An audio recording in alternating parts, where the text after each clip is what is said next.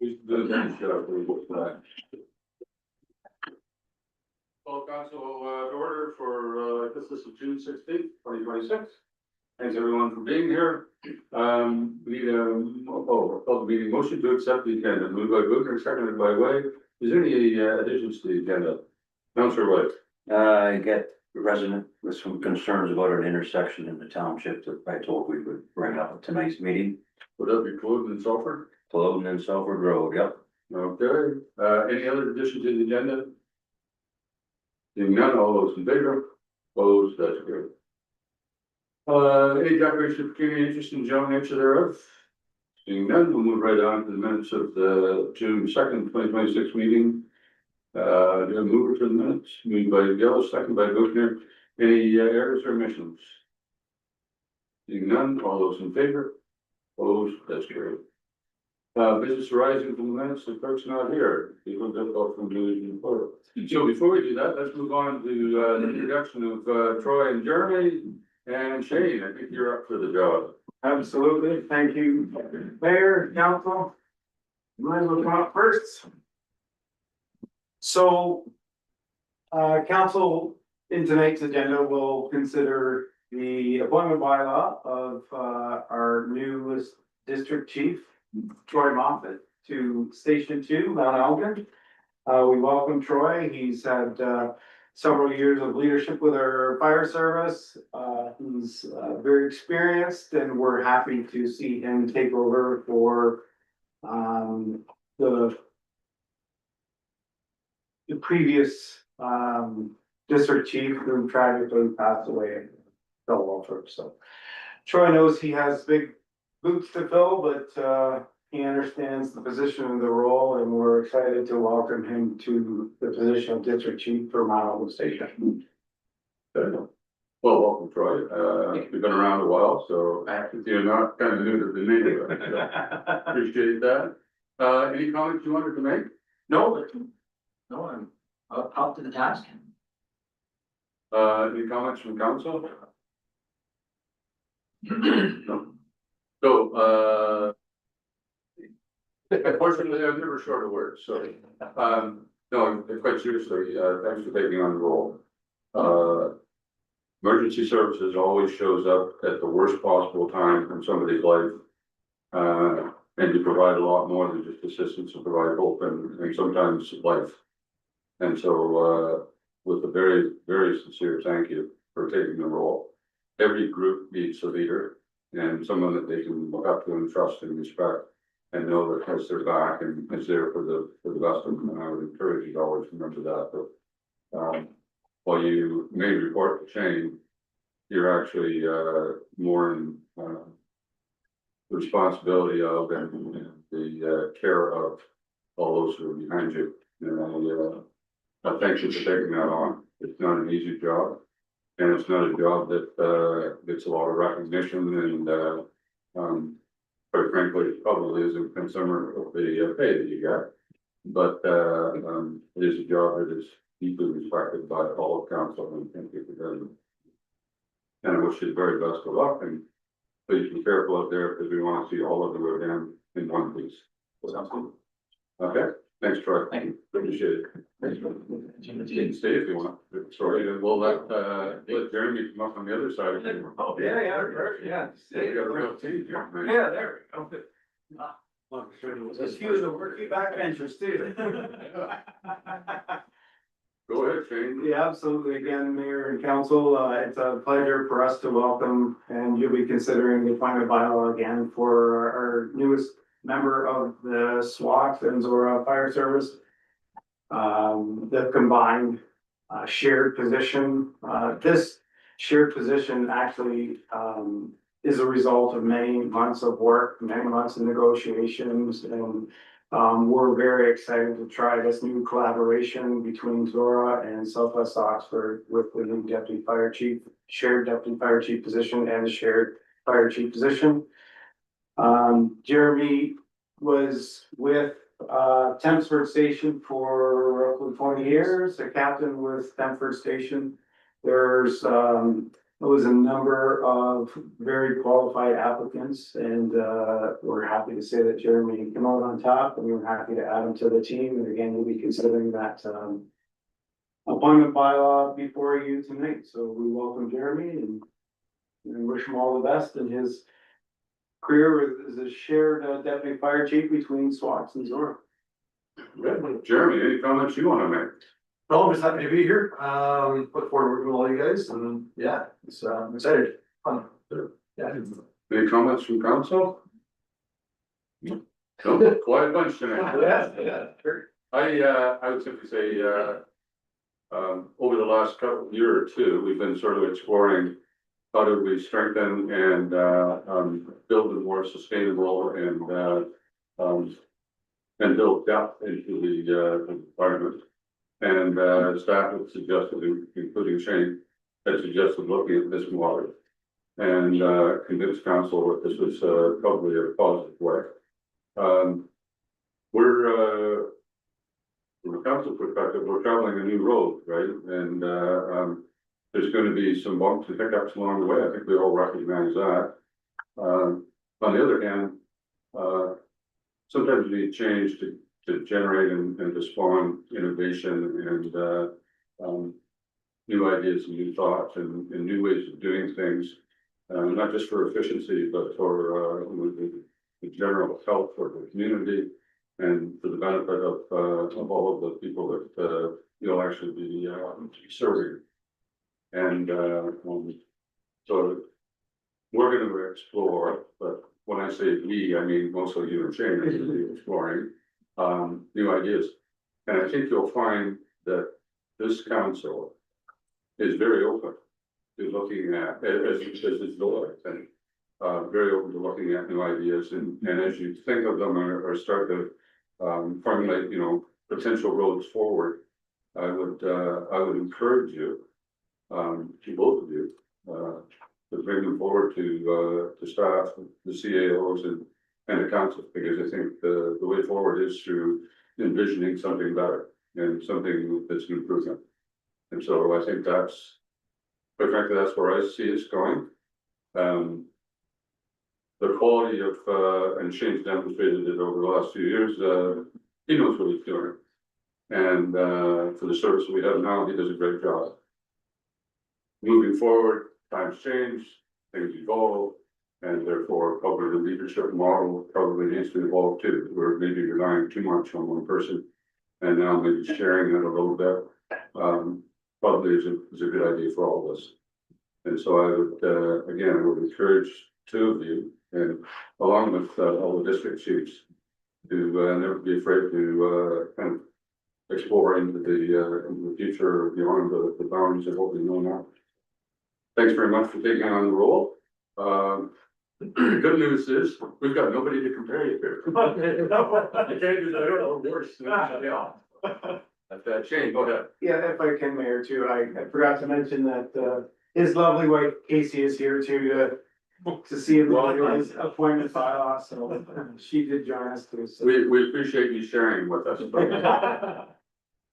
So, okay, Great, thank you. thanks very much. Have a nice evening, gentlemen, and be careful out there. So.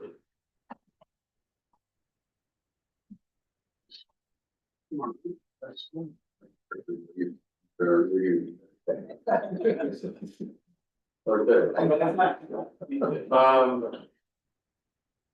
Next order of business is the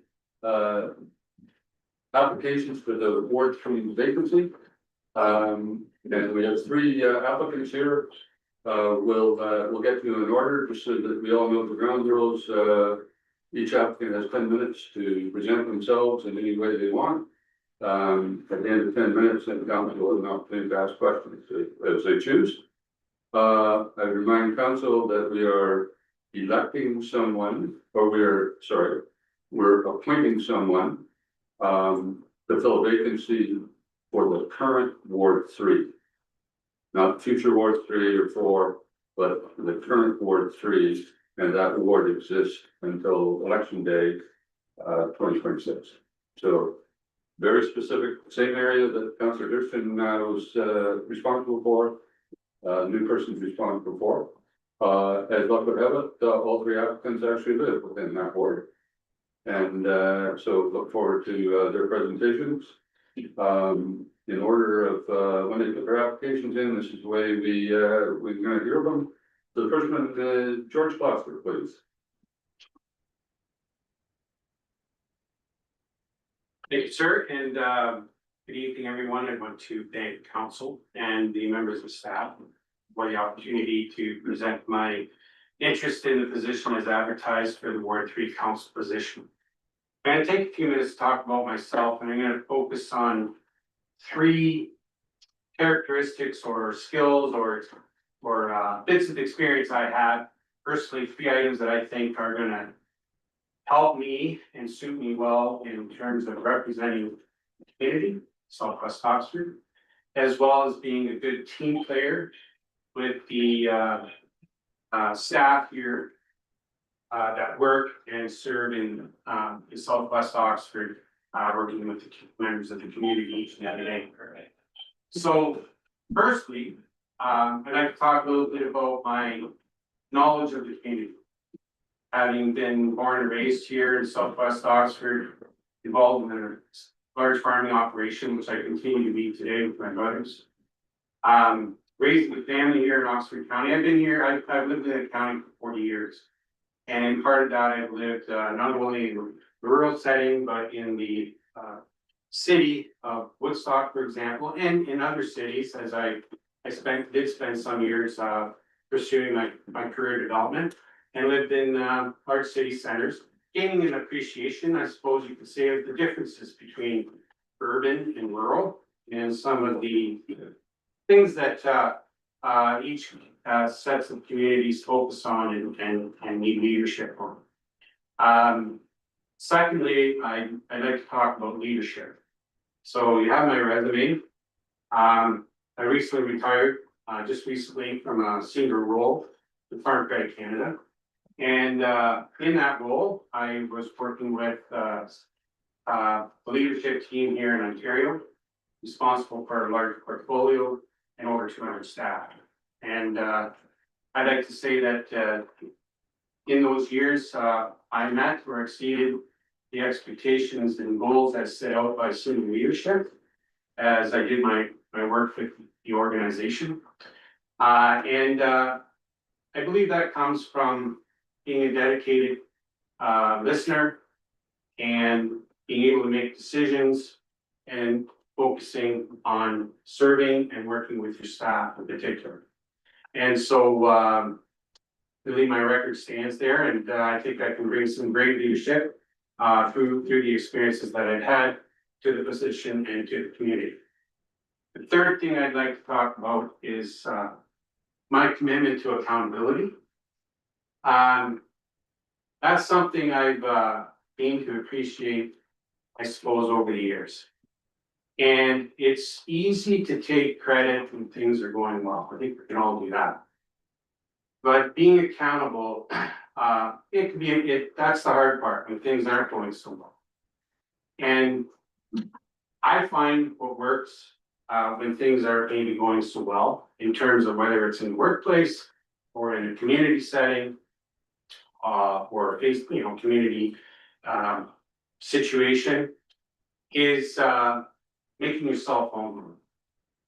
Make yourself vulnerable, admit your error, admit your mistake. Talk about the impact on not only other people, but also on yourself. And then align on how to go forward. And making yourself vulnerable is a key item as it relates to dealing with conflict. And conflicts, as you know, arise in workplace and in public spaces. So I'd like to just sum up by saying, again, thank you for the opportunity to be here this evening to present my interest in the position. I talked about my knowledge of this community. I, again, served here since moving back to Southwest Oxford in the non-alcohol board, and the local Lions Club, and one of the committees on SWAS. I've learned a lot, and it makes helps me appreciate complexity of the community and the needs, things needed. I talked about leadership, my experience with that. And how I can bring that into this sphere and apply my skills. And thirdly, I talked about the importance of accountability and being accountable in a serious and sincere way. I think those things will help me serve well. And my ask is that you take my application and seriously and appoint me to the position. So thank you very much. Good, don't go anywhere, George. Okay. Especially from council.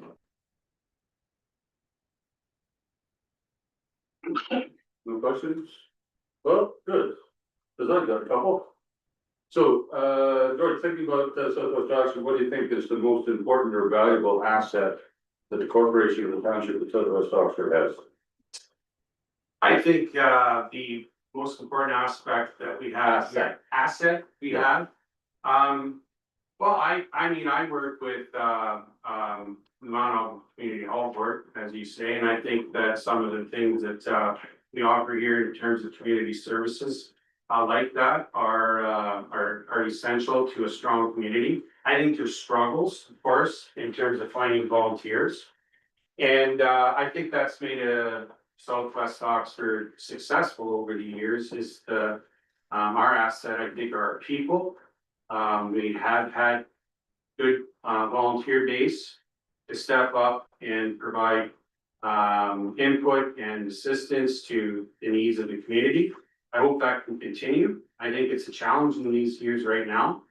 And but there are success stories out there that members of the community are eager to come forward, and I think we can study those situations and look for them and get some ideas in terms of how to keep that going. So I think our people are and the rural way of life and our commitment to success and community service are the best things. You can have everything else. You want to have good people, your kind of stuff. Good. Second question, what do you think is the most important role for a counselor? Most important of these roles as a counselor? I once heard one of our past CEOs of Farm Credit Canada once said, you know, the most important thing you can do is make a decision. And make the decision. And if it's the wrong decision, then make another one. And so I think the role of council, as I see it, is to provide leadership through good decision making, understanding the issues, listening to the people, and then providing the guidance to council or to the staff to carry out the decisions of council, and to provide, you know, the aspects of service to the community that's related to the decision that's been made. Our role as council is not to be is not to put on the work boots and do what the staff do. You rely on them and to carry out the everyday work of the needs of the corporation. But our role as councillors are to listen to the community, study some of the issues and facts that come forward to us, either through the community or through the staff, assess the pros and cons, and then make a decision. Good.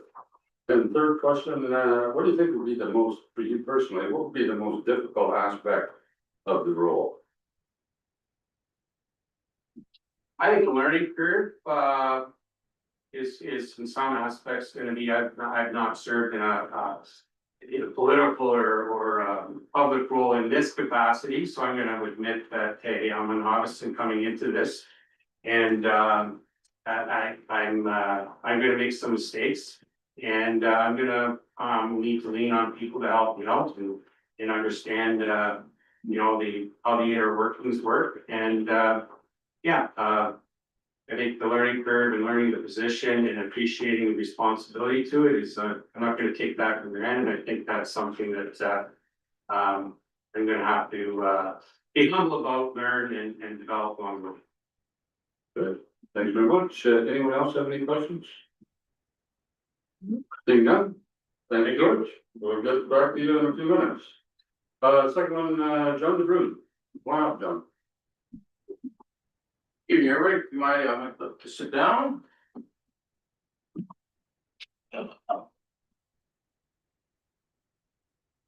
So good evening, my name's John DeGroon, I'm a lifelong resident, or nearly a lifelong resident of the Salford area. My parents chose to buy a farm here in Salford about 60 years ago, and so I've been here ever since. And first of all, I'd like to acknowledge that Valerie Durston represented the Ward 3 people with dedication and a great level of service, and so I'm honored that even consider filling out the balance of her role here. So back to myself, I guess I've got a degree in agriculture. You see my resume. I think my family's been farming for the 60 years. The opportunity for me here is that my children want to take over the farm and they'd like me to get out of the way a little bit. So that's created the time and the space, I guess, to consider serving on council. I've been interested in politics all my life, I guess, and I think you guys represent the politicians closest to the people. So I'm interested in that part. Some of the examples of some of the things that I've done that I've been most proud of. Late in the 1990s, there was I'm a livestock farmer, there was some concerns about livestock. The county actually put a moratorium on building barns for a year and a half, and that got me lit up. It got me involved, and I certainly was involved in the county process, municipal process of creating a nutrient management bylaw for the county that eventually was lifted and taken over by the province. I'm proud to say that even today that bylaw or that county nutrient management still continues to foster growth of the livestock industry across this province and here in our township as well. My more recent experience in the livestock organization was with Ontario Pork, and I was fortunate enough to be on that board long enough to see the process of developing the idea of a new research barn for the proposal as well as the design, and was there as it opened up at the University of Guelph there, which was quite a lengthy process, but gave me some experience on building with so many partners, I guess. So with that, I look forward to plans here for a new municipal office and think I could contribute to that. I see this council as having a great opportunity here. I know through talking to some of you that about half the council is planning to retire here. Good on you. It's been good council for the last few terms here, and I think here's your opportunity to put one person in place, I guess, to help with the continuity to the new council. So with that, that's all I got to say at this time. I'll answer any questions. Okay, any questions for John? They're very quiet ones, I think they do rely on me, it's just that they know I'm gonna. I thought, Mayor, you were gonna offer us the 3 seats on this side earlier on, since there was 3 vacancies, but that ain't gonna happen. Then they went and blew it and showed up, so. Back to the same 3 questions, and I admit it's a little unfair because the first person didn't hear the questions in advance, now the next 2 do. But what do you think is the most important or valuable asset of the corporation and the township of Southwest Oxford? Well, I gotta agree, it's the people. I think we've got some great small communities here as times change. All the little villages have their own infrastructure, their own culture. And I certainly commend this council to working towards maybe the common infrastructure that we're gonna build in Mount Elgin in the near future. I look forward to being part of that. I think, but back to, the staff, the roads department's done a great job over the years. I'm sure you guys get lots of complaints and all that other stuff, but I mean, as a farmer in the township for over 40 years, this has been a good place to operate my business. Third question, what do you think is the most important role of a councillor? I would say near the top of the list has got to be the fiscal responsibility, right? Taking care of the money, right? The taxes in, the expenses out. I put that near the top of the list. Third question is, what do you think will be the most difficult aspect of the role for you personally? Being able to say no.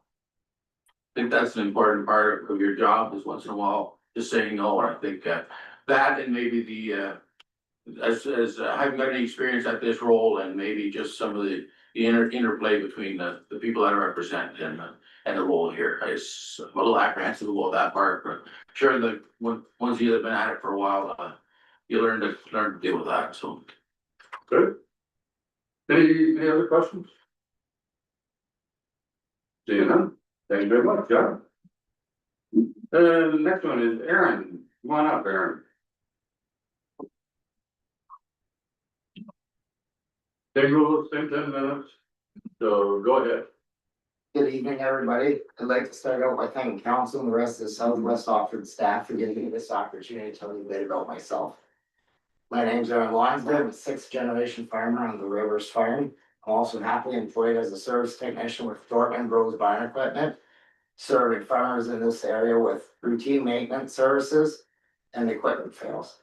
Fortunately for me, this gives me the opportunity to talk to constituents on a daily basis about ongoing agricultural and township related issues. When I'm not working in Southwest Oxford, that also gives me the opportunity to talk to farmers as well as politicians from other townships to see what their successes are and what they've done that could use improvement.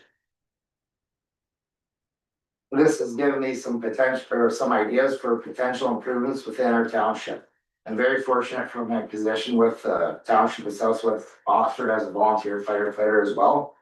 I'm stationed in Mount Elgin, which once again allows me the opportunity to communicate with the citizens of the township. Whether it's at a public education event or just running into somebody who may have once helped. I am passionate about this township's history and would like to help preserve it. Others before me were determined to succeed and develop the community I have the privilege of living in and hopefully represent. I would like to share this history with my future children and the generations to come as a prosperous place to live and work and farm. If you would consider me to be a part of this council, I would ensure to do my best for the people working to secure job prospects within this region. As part of the team, I would like to help come up with community-based ideas that could help with the constantly increasing cost of living, making sure this is a great township to be a part of and call home. Once again, thank you for your consideration. Thanks. Thanks, Aaron. Any questions for Aaron? I'm pretty sure you know what three questions I've got. So the first one is, what do you consider the most important asset that the corporation of the township of Southwest Oxford? It'd be our youth. Without them, there is no future, so we need to continue to work to develop this township to be a great place for them to live and with good job prospects in the area so that they're able to stay in this area. Okay. What do you think is the most important role for a counselor, an individual counselor? Listening to the people and making an educated decision that would benefit the majority of the people that you're affecting with that decision. And the third and final question then, what do you think would be the most difficult aspect of the role for you personally? Probably not being able to help everybody. You're gonna make decisions and they're not gonna benefit everybody, but something I'm gonna have to live with. Okay. Anyone thought of any questions? Okay, so thank you very much, Aaron. The process now, and I don't know if anyone in council wants to make any comments before we start. But Councillor Williams. First of all, I'd like to thank all three of you for putting your name in. When I read all these resumes, all three of you had attributes that I thought were very important to be a counselor. Strong candidate, I got it. I like, George Clauser, he's got the business behind him, or the business. John DeBruin, agriculture, we are an ag community, so agriculture is very important. And I like the youth. You've been coming to our council meetings for some time, Aaron, and I'm happy to see that we're getting younger people that a younger person is showing interest in the township. And regardless of what happens here tonight, this is an election year. I haven't checked with the clerk to see if anyone has put your name in for the running in the fall election, but if you don't be discouraged, if you don't get chosen tonight, there will be a bigger election with more people voting in October, and I sincerely hope that you put your name in the fall election. Three great candidates, and should all be, and thank you for doing it. Anyone else? Councillor Becker. I'd like to offer a job to all three of them, Mr. Mayor. They're all good. So I need two people from that side of the office too. Thanks very much, you're all qualified. This is a tough decision. Any other comments? Councilor Bruckner? Yeah, I'd like to thank you all for putting your name in. And, you know, that tough question, what do you think is gonna be the hardest part of it? And most of you just said, yeah, making those decisions. And I was, said one time, former counselor Elmer asked me how I felt going forward or how I was getting on. And he says, the one thing that you have to remember is that every decision you make, somebody's not gonna be happy. And that's gonna be on your shoulders. You gotta have broad shoulders. But the worst part of it is that sometimes it affects your spouse more than it affects you. Because they take it as personal or more personally than you do. So just be prepared. That can be coming into your future. But right now, I see 3 strong candidates. And you could have any one of our positions and do a real good job at it. Thank you. Anyone else? Go ahead, Craig. I'll echo the same comments as my previous counselors here. I think, I appreciate the 3 of you putting your names forward. I think all 3 of you are strong candidates, in your own certain ways. I think there's benefits to every one of you and would definitely help Southwest Oxford moving forward. So, you know, it is as a counselor, first time counselor, a little bit of a learning curve at the beginning that was mentioned there. But it's nothing that can't be overcome and learned and supported from the other councils and the members of the council we have here. So I appreciate you putting your name in and all the best, no matter what. So, it's always a good news, bad news story. So, the bad news is that 3 people want, 1 position. And we're not splitting it into 3, we're making it 1, or leaving it as 1, and therefore we, 2 people are going to be going away happy. And the 3rd person is going to realize, holy crap, what did I get myself into? And, well, maybe not happy, but they'll realize that they'll live to run another day, and I would sincerely encourage all of you to do that. The good news is that the council can't lose. Because no matter who we choose, we'll have chosen somebody very good. And I can't say how pleased I am that each of you would demonstrate the courage to a certain extent, just to step forward and say, I'll put my name out there. In a very public setting, right? This is being advertised around the world, or televised around the world. Next to the FIFA games, this is probably the most watched thing on television right now. So, but it does take courage to put your name out. The comment made earlier about the learning curve. The good news is that every one of us that are on council now went through exactly the same learning curve. Didn't matter what we thought we knew about council. You don't actually know till you sit in the chair and start reading agendas and listening to staff and then trying to make decisions. And so your learning curve will be no steeper than the rest of us. You're just starting at a different time and place. And that's fine. I would remind you that the duration of this opportunity is there's 7 meetings after tonight. So whoever's chosen is sworn in at the next meeting. And after being sworn in, you usually find that you get sworn out. And that's part of the goal. It was indicated earlier. I think it's one of those things that stepping into the public realm, you've got to expect a certain amount of pushback. People aren't happy because they didn't get their way. And your job's not to do what most people want. Your job's to do what's right for the community today and tomorrow. So look forward to whoever we choose. Having said that, the process here is that someone is going to make a motion. And the motion is going to read, as soon as Debbie brings it up here again. Or, oh, here it is. Whoops. The motion is, resolve the council of Township of Southwest Oxford appoint blank to fill a Ward 3 vacancy and be appointed by bylaw and swear their oath of office at the July 14th, 2026 regular council meeting. So what I need is someone to put a name forward and to second it, get a seconder. And can't me, so. Councilor Webb, Move George Flossler, to be Ward 3 candidate. you have a seconder? Moved by Way, seconded by Cricket. Any discussion?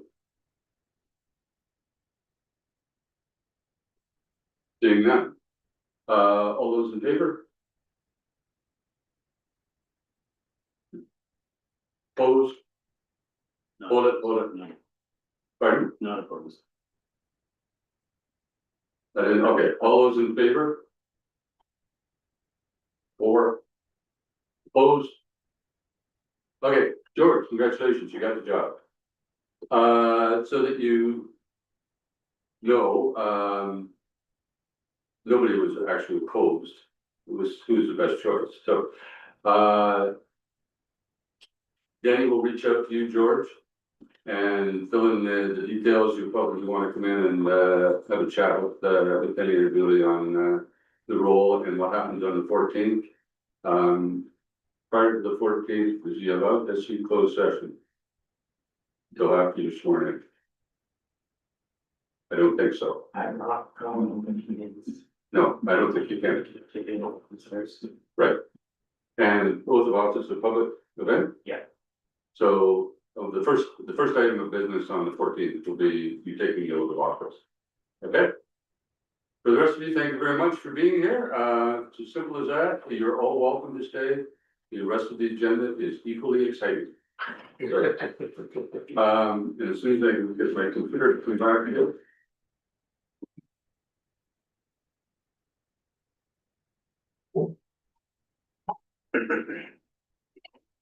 Okay, we're in the staff reports and the time is 7:08. Okay.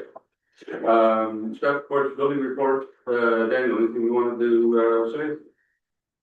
I don't have anything to add to it. I'm open to any questions. Okay, any questions for Daniel on his report? Fairly busy out there. Yeah. I'm actually quite amazed, having or listening to the amount of doom and gloom that you hear from people in general about the cost of living and the this and the that, but everything, not particularly rosy. And yet we have kind of a record building, which says that people have a lot more faith in where they're going than apparently the general public does. So I think that's a very positive sign. Any other questions or comments? Seeing none, recommendation here, sorry, Councilor I'd White. like to make a comment to Daniel. I see that the stale permits is getting less and less here. Must be processing them on our Chipping Shirley. away on them, Chipping yeah. away, Yeah. the numbers are getting better. Yeah, I'd like within to- reason, that's we good don't, to see. yeah, we don't have time to get out to solely just do that right now, obviously, but if we're going to a property that has one, then we get them both done and got that, Okay. so, yeah, so, good. Any other questions or comments? Seeing none, we need a motion to receive the report as information moved by Gillis, second by Rubin. Result, Council Secretary's report, BDO 8.26, May 2026 building report as information. Any further discussion? Seeing none, all those in favor, opposed, that's carried. Next one is the engagement form request for a memorial tree planting. Danny. I don't have anything to add to the reports, Mayor and Council, but I don't know if any member of the committee probably wanted to have anything. Otherwise, I'm happy to answer questions. Councilor Booker, you're the chair, anything you wanted to add? Nothing other than that, we felt it was a good way to commemorate the positive things that Councillor Valerie Dirksen has put through in the last, 4 councils or 3 councils. Mhm. And that it would be the honorable thing to do to commemorate her in this way. And so it's just to figure out the type of tree and where to put it. So I think we thought staff would be best to work on that along with the road superintendent. So. Yeah, time and place and what the best time of the year is to plant it, so we can maybe have a little bit of a service. Okay. Any discussion? Councillor Gibbons? Thank you, Mr. Mayor. I don't have any issue with the tree planting being proposed. But the one thing I've always tried to follow through with them in our family, in our community, whatever, what you do for one, you do for everybody. It wasn't long ago that Councillor Ann Van Hook passed away during her time in office, and was there a tree planted at that time? And, I guess the best time to do something was yesterday, and the second best time is today, so if this is a new policy going forward, we just need to make sure that we're consistent. So, Councillor Gillis? Yeah, I would kind of echo the same thoughts of that, of being consistent. And then when I seen this come through, I thought this is a great idea. The only other thing that I kind of think about too is we also lost a very well-known district chief to our township too this past year. And I think possibly something along this line to commemorate somebody that was actively working for the township at that time is a good idea. Really, it has a nominal cost. I would move for something like that to be done as well. Hold up, for a second. Any other comments? Councillor Burke? Yeah, just comment that the whole board in Brownsville is hoping to plant a tree, both in memory of her husband Roger and for her commitment to the whole board while she was on the council. We were expecting to have to do that sometime in the fall, I think, probably. So. Any other comments? Councillor Gibbons? Just a possibility for a site if we delayed the planting could be in the parking lot. I think the committee talked about Hilltop Park too, since she was on the committee. So the recommendation is to approve in principle planting and commemorative tree. And that staff would basically be directed to investigate the species and location and timing, so. And just go ahead, Councillor. Once again, to the point of being consistent, so. Councillor Bugner said that the Brownsville Hall Board is looking at planting a tree in memory of Councillor Van Hook. But that's an act of the board, of that board, not of council. Now we're talking about an act of council in order to commemorate Councillor Durston. I would think to make things equal, it should be an act of council also to recognize Councillor Van Hook. I would think, so that could be part of the motion. Councillor Bitter. Just a question. Will there be a plaque to identify, the location and the person's name and so on and so forth? That's part of the recommendation, yeah. Okay, so back to the fire thing. I think fire for district chief. I would assume that the fire department would bring that recommendation. This came from Informing Engage because Councillor Pearson was the chair of Informing Engage.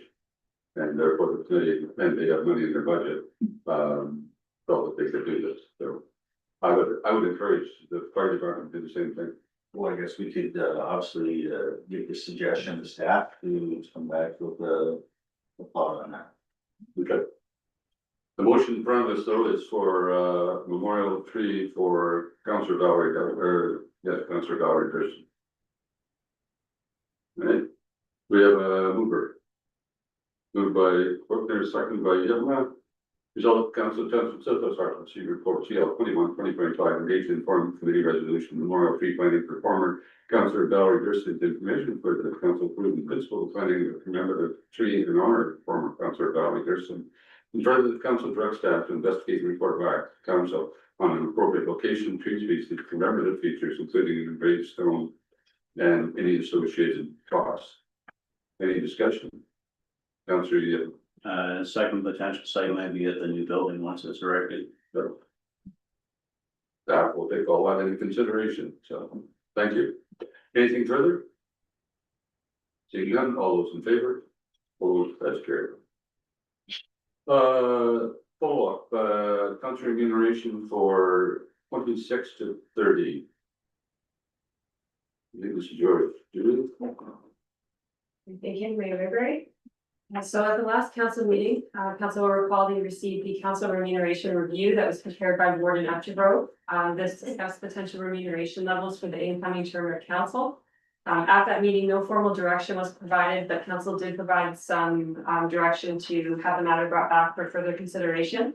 The purpose of this report tonight is to summarize the consultant's recommendations, outline some of the discussion that occurred at the last meeting, and present a potential remuneration structure for council's consideration based on that conversation. The proposed rates that are before you tonight for consideration would establish an annual remuneration for the mayor of $27,200 annually, and $18,133 for each member of council. This would be effective for the next term of council, and if approved, would take effect in January 2027, and would be subject to annual budget deliberations as well. So at this time, I'm looking for council's direction regarding remuneration levels for the next term of office. And any questions or comments that council may have. Okay, so, staff heard our comments at the last meeting, this is what they came back with, direction from council. Councilor Dills. I support staff's recommendation here. I think they took our considerations, to heart. I think, but less than what the, analysis was, but I think that's basically what council had suggested, so. I would support this. Anyone else? Councilor White. I'll second the motion, but I would like to add that, I think it's a fair number. You take the little increase that we're giving them, and then over the next 4 years, from 27 to 30, the cost of living increase. I think that's gonna keep it fairly competitive with other municipalities of our size, so I'm okay with this, so I will support the motion. Okay. Any other comments? Councilor Pickard. I support the motion, but I point out that people usually don't join council or run for council for the money. We're here to serve people. I don't think the money's important, but at the same time, we have to offer something. And I support these numbers. Anyone else?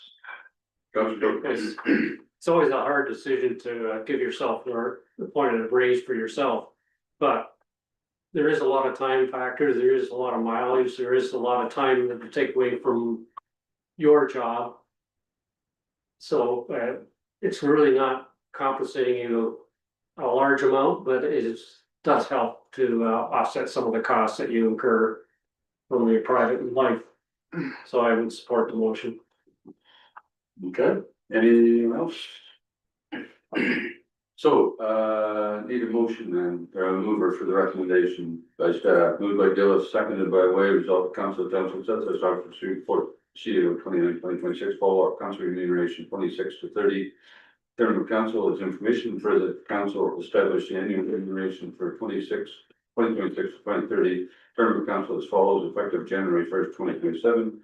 Mayor 27,200 annually. Councilors 18,135 annually, cost of living adjustment can be applied annually, and further staff be directed to prepare the necessary amendments to the council remuneration bylaw and bring forward the amending bylaw for council's consideration at a subsequent meeting. Any further discussion? So for the public, at least 2 mayors before me, we set kind of a practice, and I don't think it's written down anywhere, where we determined that the mayor would get 50% more than what the council would get. So we either set the mayor's pay and give councilors 2/3, or you set the council pay and give the mayor 50% more. To reflect extra work and all that sort of stuff. So that's just how the spread was made. Whether that's right or wrong doesn't really matter. It's what we've been doing and we're practicing for, as I say, all the time I can remember now. So I would agree very much with Councilor Pickard's comments. I think he's right on. If people are doing this for the money, they're here for the wrong reason.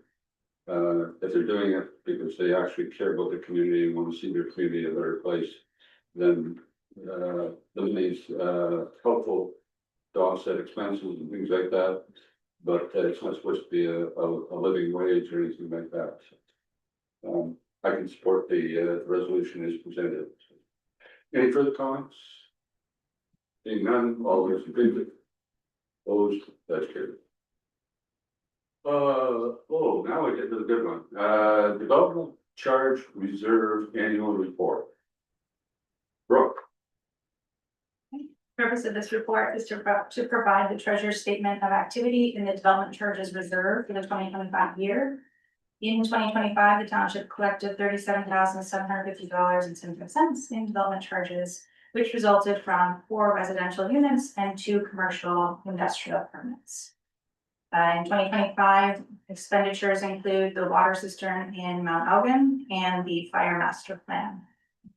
The 2025 total exemptions were $235,590, which mostly relates to agriculture, buildings, and some residential dwellings, which had existing dwellings demolished.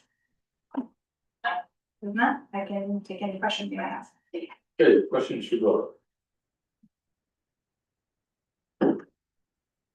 This is the annual report that is required by the ministry and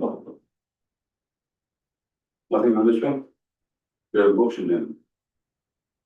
Moved by Becker, seconded by Gillis. Result council of town Southwest Oxford report TRO 9.16. The 2025 development charges reserve annual report is information. Any discussion?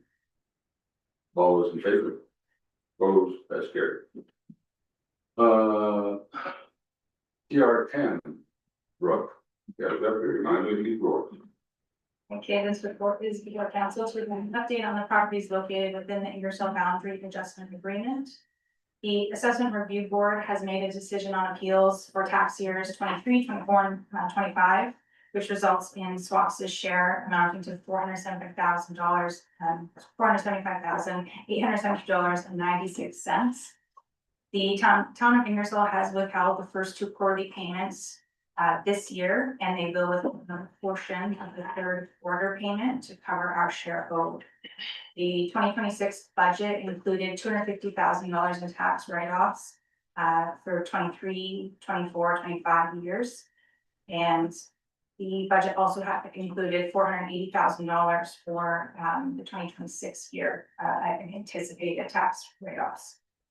So as per the budget, the township share of the $475,000, that will be transferred from the tax stabilization reserve to offset the unreceived revenues from Ingersoll. However, we did receive a supplementary bill at the end of 25, actually right on December 31st, in the amount of $300,896.90.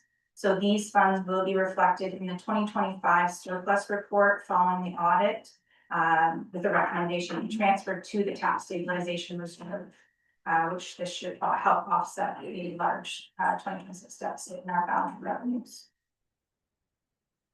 Any questions?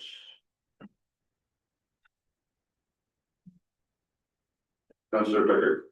Oh, sorry, Councillor Yocum. Thank you, Mr. Mayor. On page 2 of the report under discussion.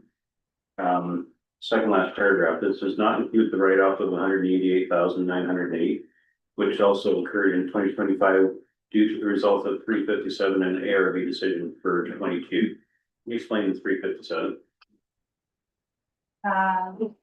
Form 357, that's when they, like a request for reconsideration. So it's something different than taxes. They're looking for a refund, so to say, on for whatever reason, whether it's, they're not using a portion of the building. We don't know, I don't have the details of 357, and Ingersoll doesn't provide that. So it could have been for anything related to the business and things that they're not using the portions of the building. Thank you. Okay, any other questions? So, dumbing this down for some of those. How much have we been putting aside for the, just remind me again, for the write-offs for the last few years, per year? Generally, it's been the $250,000, every year. Yeah. And then in 26, we added the 480, where the business was. So if I look at this, if we put 250 away and we're going 475. We're in a surplus position. Which is good news. So we over budgeted. Because we thought the news might be worse than Well, it was. Sorry, the 250,000 is for the 23, 24, 25 appeals. So technically, we didn't budget enough. The 480 is for 2026. But having 250 said that, collective, not annual. collected. I misunderstood what you had said, so, or what I thought I heard, so, okay. Okay, so this is pretty as I was hoping. Yeah. Okay. Any other questions? Councilor Becker, So are you saying that the ARB is already ruled on 2026? No, Oh, that's what we were anticipating, that's the. 480,000 for 2026 That's and what. 250 for the 5 okay? So, any other questions or comments?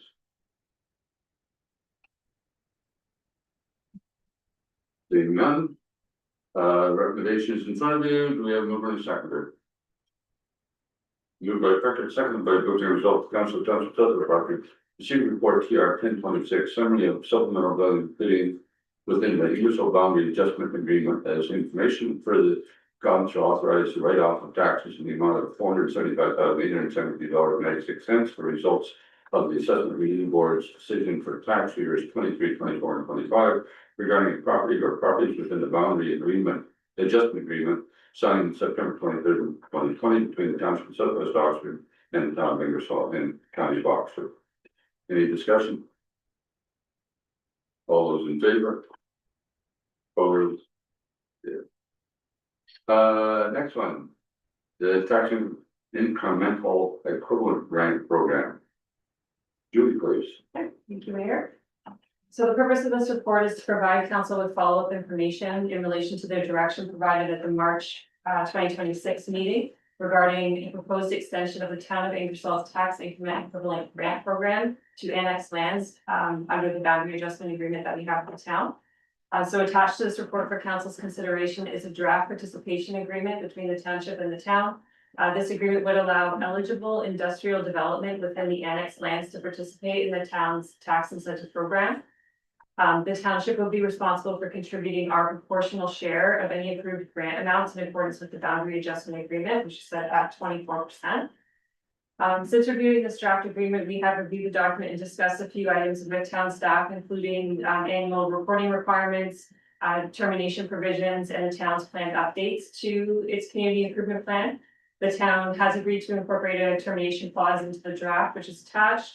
The only item that I do note still for consideration, I guess, would be the timing of the execution of this agreement in relation to the proposed amendments to the community improvement plan that the town of Ingersoll will be bringing forward. So when they originally presented this to us in March, they explained that this would be a 5-year tax incentive program, so there'd be a reduction of it would be like a 80% reduction, 60% reduction, 40% reduction, 20% reduction, 0% reduction over a period of 5 years. Their current program does allow for different types of tax incentive credits, so it could span over 10 years instead of 5 years, but they are proposing to change that for new industrial development to the 5-year tax incremental grant program. So that would be, I guess, the only thing I would maybe consider is at this time, if council is supportive, maybe approving in principle, and then once those changes are made, then we would go ahead and execute the agreement. Overall, we are very supportive of the program, and we do understand the potential to encourage industrial development and investment and increase assessment growth within the annexed lands, which will help the town and the township's sustainability. Sure.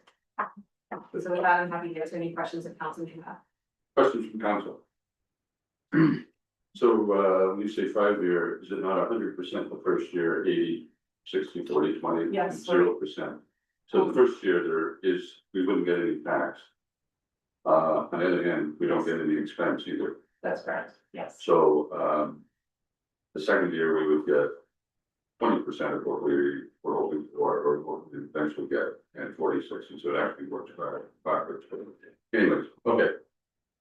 Questions from council? Councilor Pickard. Any projections on what this might cost? So, do they have done any numbers on this? Not at this point, no, because we don't have the proposed development at this point, right? And so this would be on the increased assessment growth based on that assessment. So it would only apply to the new development, not existing assessment, right? And without having something proposed, it's difficult to estimate what that could be. For industrial assessment, my understanding is as well, it depends on value of the property, but I understand there's also a revenue component that's worked into assessment value. So it would depend on the industry, what they're doing. That's through you, Mr. Mayor, so this is an incentive program to attract business. That's correct. Any other questions?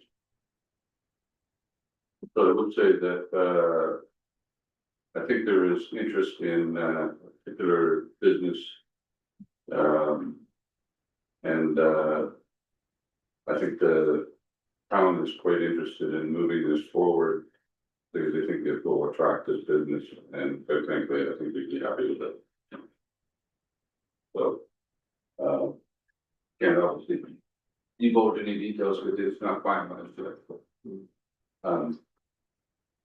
Anything further? Councilor Gillis? I think what staff presented is a good idea, and I think the idea of proving a principle and having that set at a 5-year term is probably the right way to put it. I would make that a motion. That the recommendation of staff, A bit different. okay, So this is to authorize mayor and clerk, we could amend this motion to say, subject to the proposed amendments to town of Wintersall community improvement plan to the 5-year phased in assessment, something to that effect. So giving authorization, and then once those amendments are made, we can provide them.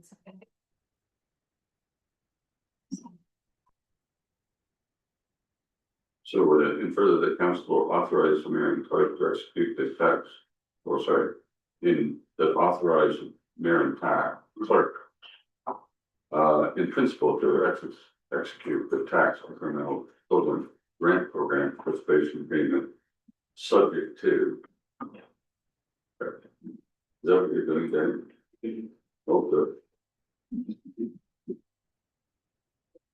Any discussion? Councilor Booker. I think this is a case where it's one of those things that you have to spend a little money to make money. I think it's probably a good idea, but hopefully then they don't appeal their tax case. I think that's part of the agreement. Yeah. If they participate in the program, then they can't, Okay. That's it. at least not within those 5 years. Yeah. So right now, we're getting 0 commercial tax or industrial tax from that area. This is a suggestion that if they build something, we would get 0 tax for the first year and then 20, 40, 60. Yeah. So I wouldn't say it's actually costing us anything. The question is, does it actually move things forward? I hate giving up tax dollars, but on the other hand, I hate worse not getting tax dollars from an offset. Any other comments? Seeing none, and the motion would read now. Oh, good mover and seconder, I think you did. Moved by Gillis, seconded by Booker. Okay, motion would read. Resolved that the council of the township of Southwest Oxford receive report number CAO 30-2026. Tax increment equivalent grant program participation agreement with the town of Ingersoll information. And further, the council authorized mayor and clerk to execute the tax increment equivalent grant program participation agreement in principle between the township of Southwest Oxford and the town of Ingersoll, subject to proposed amendments the town of Ingersoll Community Improvement Plan substantially in the form attached to this report. Subject to any amendments approved by council and any minor administrative, legal or technical revisions satisfactory to the CAO and treasurer. That's the intent of the motion, that you're okay with that? Any discussion? Seeing none, all those in favor, opposed, that's carried. Now, the development charges reduction program. Everybody hold on to their seats because this is gonna be interesting. Go ahead, Julie. So since the writing of this report, I have some separate comments to make, so bear with me, I am gonna go through this. This has been announced and there's a very short period of time to look at opportunities here, and to review the program requirements. So we have been discussing this opportunity with BDO Canada, who was formerly grant match, and we do have an active agreement with them to help us with funding applications as they become available for any township eligible projects. So while this opportunity does appear to have potential meaningful support for eligible infrastructure projects contained within our development charges study and our capital plan, there does still remain a number of uncertainties that make it difficult to fully assess what the potential benefit could be to us. The guidelines have been released, however, we don't have a copy of the actual funding agreement at this point, so we don't know exactly the terms and conditions that we would be required to enter into if our application were successful. And we also don't know at this time if funding is likely to exceed the lost revenue that we may experience due to reduced development charges, or whether the funding may only be approved to make up the amount that we would potentially lose through reduced development charges. So I think some people think that there's an opportunity to receive more, and then there are others that think we'd likely only be successful based on the amount of TCs lost. And we're not certain on what the long-term commitments will be at this point, so. I don't know if there will be any kind of repayment provisions, or if a certain amount is awarded, then whether we have to commit to a DC reduction to be equivalent to that funding amount awarded.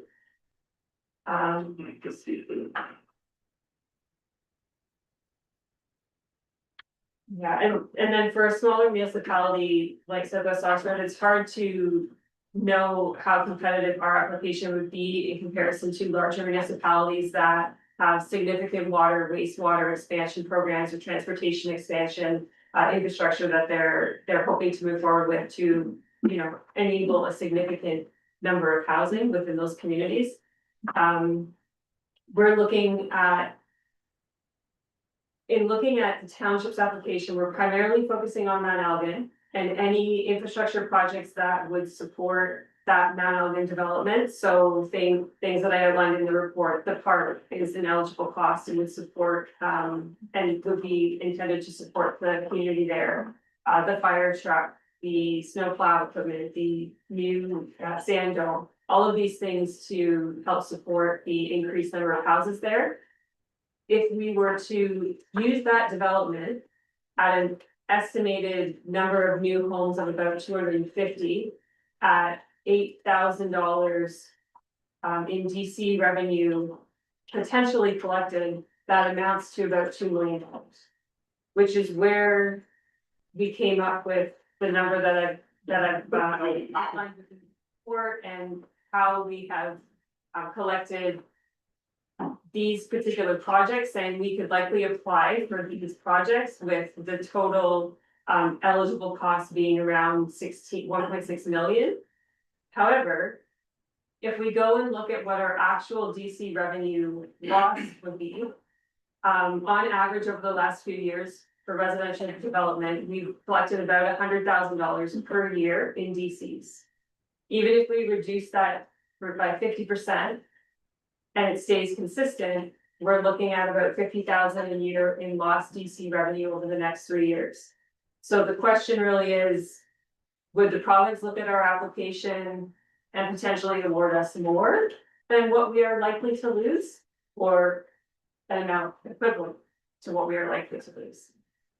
And then we have to weigh the cost benefit there. Is it worth doing that if we're only going to be successful in what we're going to lose?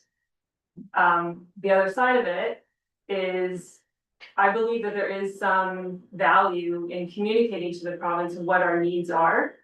And whether that means, and whether we're successful in this particular funding opportunity or not, at least we will still be able to say, we put this information forward, we communicated to you what our needs are. And maybe that would be considered in a future funding opportunity, maybe not this particular one. For us, if we're working with BDO, there is a cost if we're successful. So if we apply for 1.6 million and we're successful for 300,000, we would still have to pay a 10% fee on the 300,000, and we have to factor that into the cost benefit analysis as well. So there's been a lot to think about with this funding opportunity being announced and a very quick turnaround. BDO is prepared to support us if we want to proceed with an application. I see benefit in doing that. I don't know that we're really going to be that competitive, and I'm not confident we'll be successful.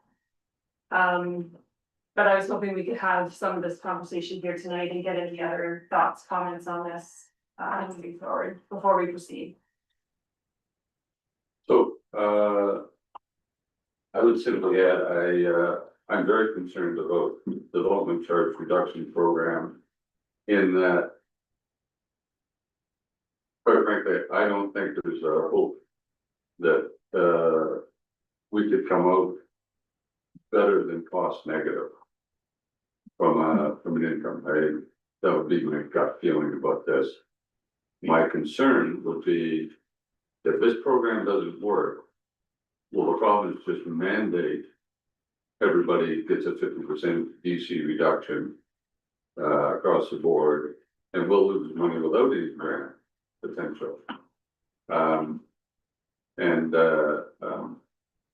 So the other bit about this is that you can't increase the DC rates for the 3-year granted program.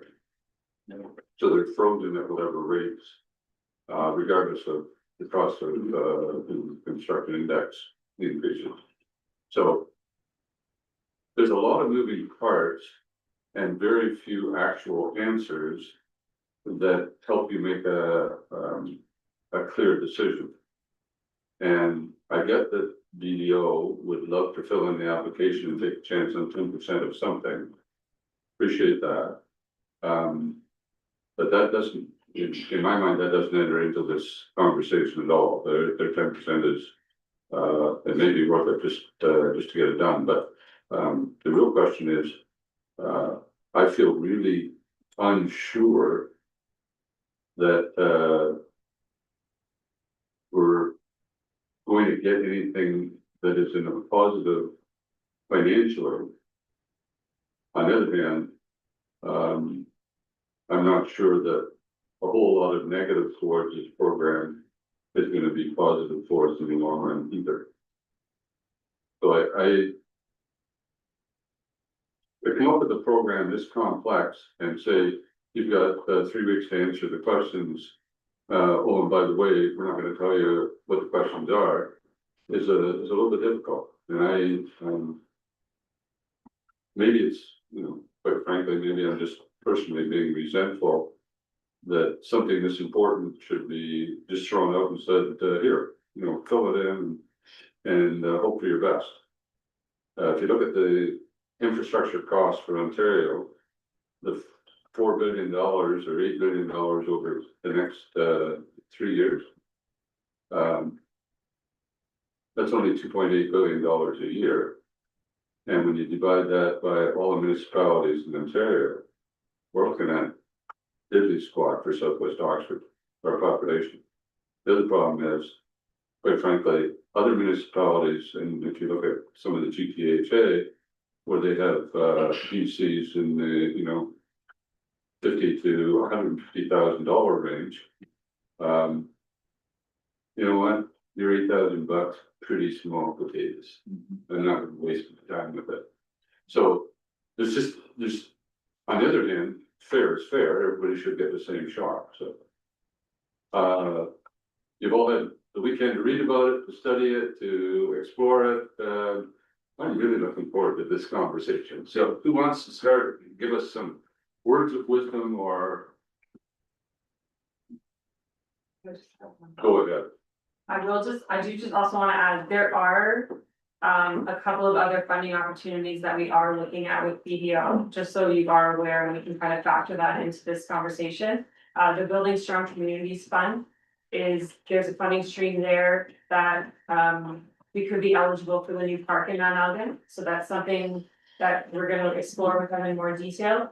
And there is, another funding stream as well, where our new building, would qualify for funding, a funding application under that same stream as well, so. And that's separate from the FCM application that we had previously talked about, so there are other opportunities. I have heard that there may be something else coming for smaller rural municipalities. So maybe connected to the development charges, but I don't know, nothing's been, just sort of what we're hearing. So this may not be our only opportunity to apply for some of these projects, so I just wanted to mention that as well as we're considering this. So questions from council or comments? Go ahead, Councilor Gillis. After hearing this and from what I understand reading, I don't think it's worth it. At this point, I think history has shown itself that the province is trying to encourage things and basically for us to encourage something, they might reimburse us what we're gonna lose. The chance of giving us more than that is slim based on previous experience, I think. So I think that even if they did get back to what we would lose by changing our DCs. And then because we're having somebody else take 3% because they're doing the application and 10%. It's a loss, it's already a loss, so I'm thinking no and we'll go other routes for something else and maybe see how this goes, maybe it'll work for other communities, maybe it won't. So it will, the counties decided to put in for 50% reduction and ask for 90% of funding, the maximum amount of funding. And they're going to do the same, wait until if they get what they ask for, they might proceed with it. If they don't get what they ask. Problem with us is if somebody else does it, we're in for 10% of whatever we're offered. And I'm gonna get nothing out of it, so there's an example, if you get 300,000, you'd get $30,000 just for filling out the application, getting a yes and saying no thanks. But I honestly don't know what the answer is, because it's too many unknowns. Any other comments? Councilor Tucker. Like agree with Councilor Gillis. Don't think it's worth finding spending it. The other thing that crosses my mind is how important is this to the municipalities of West Nashville? Is this really important to us to attract people to come and live in Gumbo? Not for me. Maybe it should be, but I see us having other priorities. As far as people who live here now and helping them. Those kind of things and roads and recreational facilities, parks. No, I just don't, I've never thought developing Mount Elgin subdivisions and. Well, it's good, it's gonna happen, but I don't think it's something we have to push. It can happen on its own. In time, as it has one. Any other comments? Councilor. I agree with the comments from the previous two councillors. I think we're a small P in the province of Ontario. And I believe a lot of this funding will go to the GTA area, the bigger centers. That's my personal, we've applied for grants before that we thought we had a good chance and we've never gotten. And I think this doesn't look that promising to me. Anyone else? Hearing none, we need direction to staff. And doesn't sound like you're actually agreeing to the recommendation that was written a week or so ago. And So. Direction to staff would be. Well, well, Okay. What direction do you actually want? They'll just receive for information and file, that's. Okay. That's your motion, Councillor Burger, yes, it is. receive for information and file, okay. All right, do you have a seconder? Seconded by Way. So, the motion is, note the council attention says that I should receive report CAO 31/2026 government charge reduction grant funding opportunity. And application direction for information and the file such. And it be filed. Agreeable, Councillor Carter? Yes. Agreeable, Councillor Way? Yes. Any discussion? Councillor Brooklyn? Yeah, after going through all this, I think, yeah, it's, our staff's time is more important than chasing this small amount. Well, if they were willing to give us 80% of all our costs. For the little bit we're gonna use, if that's the way the program worked, I'd be all in for it. I just don't think that's the way the program's gonna work, and I don't, listening to conversations or comments made by,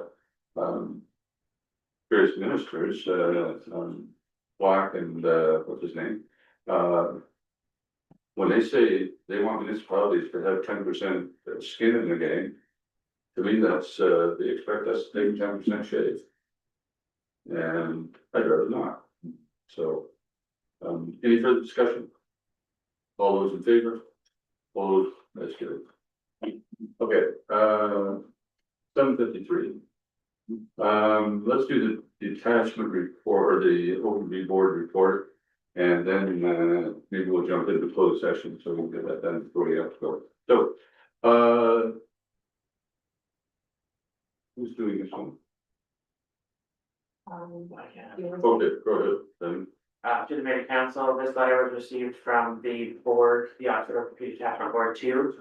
A motion was adopted at that board, that the Oxford Orthopedic Attachment Board 2 supports a request for each participating area municipality to contribute approximately $2,000 toward the purchase of portable vehicle weighing scales to assist with enforcement related overweight vehicles on half-load roads, and that this request be forwarded to the respective area municipalities for consideration. So this is being presented to you for council to discuss and consider the request from the board. And whatever council's decision is, staff will report back to the secretary of the board. Okay, so just a bit of background, we all read the letter from Norwich and a couple others, saying that they wanted the APP to do a better job of placing overweight vehicles. Oxford OPP doesn't have a set of scales. And scales are not considered, I'm trying to remember the exact wording, of the regular equipment that an OPP detachment has to have. Cars you have to have, radars you gotta have, guns you gotta have, but not scales. They have someone trained to operate it. But they're about $10,000 or $12,000 or something for a set of scales. Tony said they were perfectly happy to do this if we wanted them to, but they can't put it in their budget. So the only way that it's gonna happen is the 5 girls got together and bought a set of scales for them.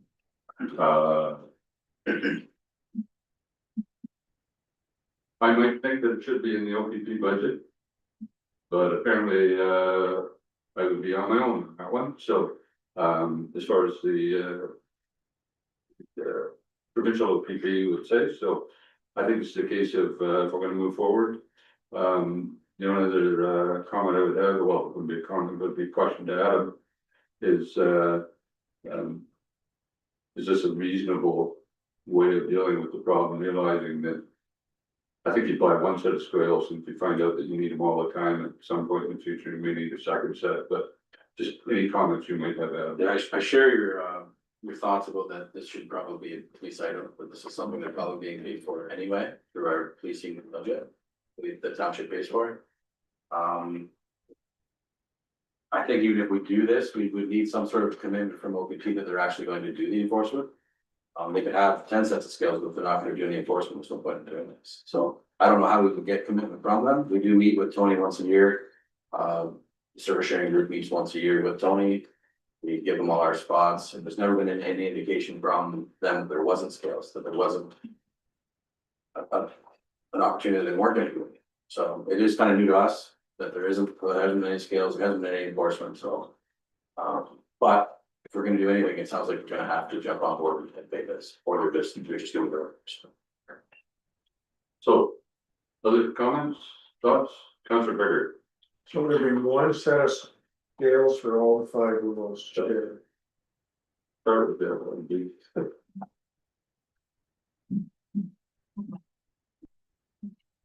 Right now, there's 0, so.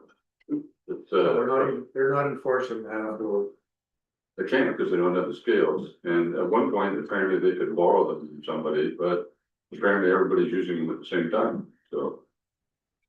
so all these years, we read these half-load signs. And they're just a facade, like they're not really. It's not Unless they really borrow some enforced. scales from someplace, yeah. Wow. So I think the police services board heard, comment and, read the letter from Norwich. And, discussed it with Tony, and this is the recommendation, so the council will say what we want to do with it. Council Berger, or sorry, Council Young. I'm frustrated by this request because I was of the understanding too that this is part of their core services to the township. With only one exception in the last 8 years, our cost of service in the township has always gone up and up and up to a point now where just before Councilor Gillison and I started, we were paying roughly half of what we do now for the services in the township. And now they're coming to us effectively fundraising for needed equipment. Second question to that is, where is the MTO in all this? Because they also carry scales, and why are they not being encouraged to do any enforcement? Because we can't do it on municipal or township roads. So then how would it have occurred that back in the 80s and 90s, we used to quite regularly have an MTO car sitting at the assembly yard in Mount Elgin for equipment coming in and out of the yard there, and did random inspections on a fairly regular basis. Because that is Scales or any striking vehicle. that possibly both. Don't know. Go ahead, Al.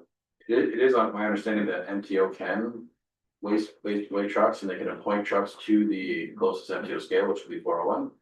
OVP can do the same, even if they don't have scales, they can take a truck, it's in the highway traffic act, that they can take a truck to the scales if they're suspected overweight or needs inspection or anything like that. So it is in the highway traffic act that an officer can do that.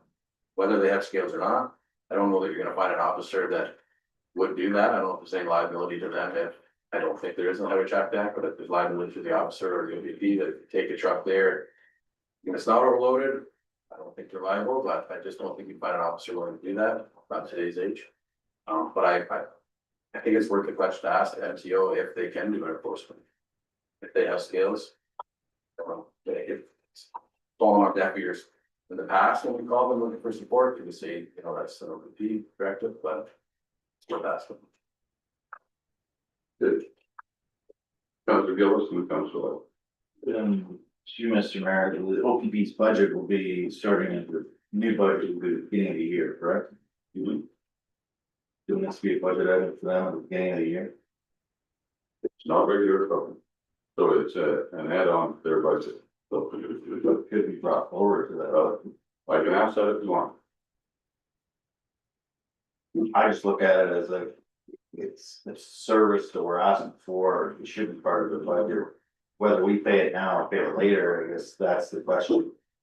The equipment's probably not gonna get used, obviously, until next half load season, so it's not like they're gonna do anything with it now until then. Judy, you want to say it?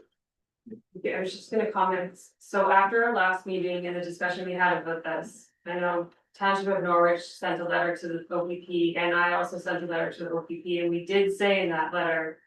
If there's something we can do to support in this enforcement, to let us know. So I do in some ways see this as they are telling us, but I do agree with Adam's comment about, and actually maybe you said that earlier today, just if we're doing this and support and gonna provide this funding, can we in return get some kind of annual report about the enforcement done within our community? Go ahead, Adam. Oh, sorry, Councilor Wade, you're first, and then Adam, and. I did, yep. Mayor, is there any way that we could buy our own scales and not run them ourselves? Like, do you have, what training do you need to run a set of scales? Like, Adam, I'm not saying. I know we could run them ourselves. It would be further for us to buy them and use them in the 2 months period that we need them. Yeah, I'm definitely not prepared to answer that question. I'm not sure if we can, I mean, we definitely can't stop a vehicle, like we don't have any way to do that, like police would have authority to stop a vehicle. But they're breaking a bylaw in the township, so we have a bylaw officer. Does he not have the authority to operate a set of scales? That's a good question for. I did. I'd have to take that away and look into it. Yeah, I'd like to look into it, because if we could get our own and run them ourselves, we can probably get the payback pretty quick in the spring. Councilor, yeah, I think you're next. I forget, train left the station, Mr. Mayor, sorry. Might be age, but go ahead, Councilor Brothers. Sorry, Councilor Thorold. Oh, no. You're moving up in the world. That's what you get for coffee. Yeah, I guess. I mean, they don't necessarily just have to be used during weight restriction, right? Like if we buy scales throughout the county and there's an officer that's trained, commercial vehicle officer that's trained, they can do weighing at any time. I mean, trucks are only good for a certain amount anyway, and I mean, not to pick on farmers, but during harvest season, those trucks are overloaded. Like they are full to the top and they're overloaded, and not just farmers, like there's plenty of trucks out there that can be stopped and weighed. Like, we don't just need to utilize these for 2 months of the year, we can use them 12 months of the year. Go ahead, Councilor. Thinking back. I just, one set of scales in the entire county, I mean, you look at the side of the county, I don't find that a good expenditure. I'm more along the lines of Councilor Wade. I'd be happy to spend the money here in Southwest, if we could keep it in Southwest, because one set of scale across all 5 rows, we're not gonna catch anybody with that.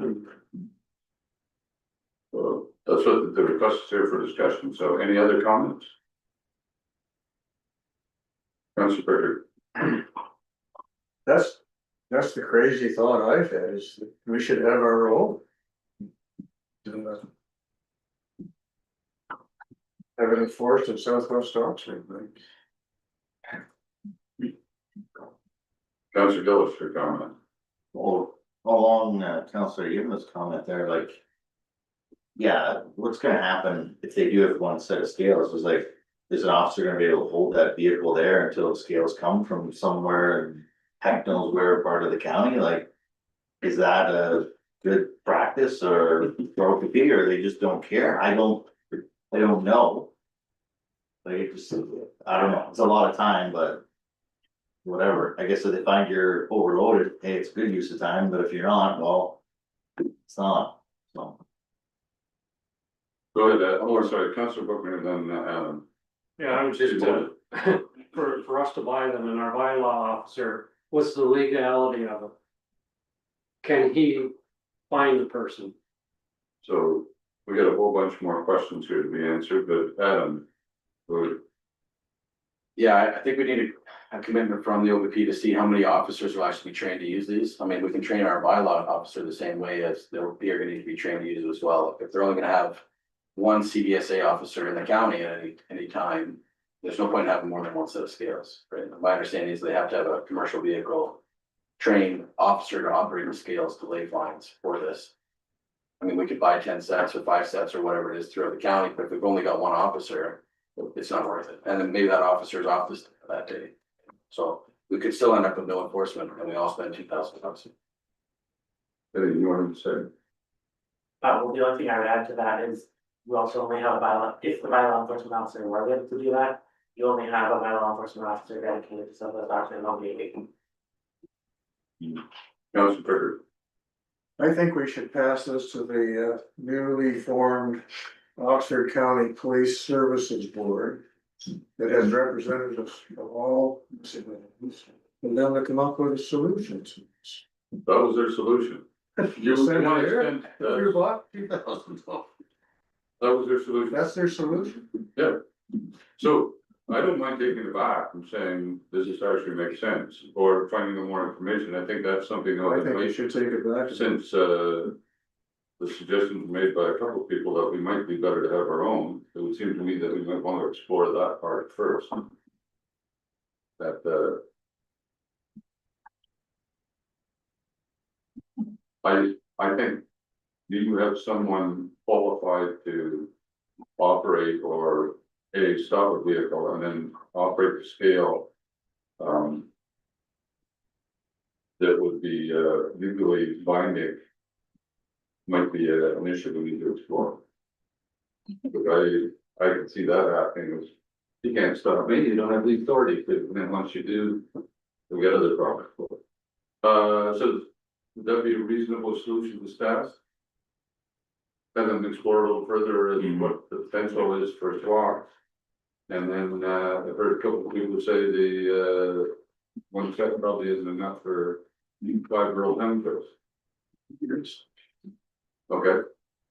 And I'll take this back and see if they want to think about it again, so. Okay. Thank you very much. We now have to go into closed session. The CEO has to leave early tonight, so. Thanks, ladies and gentlemen, for coming.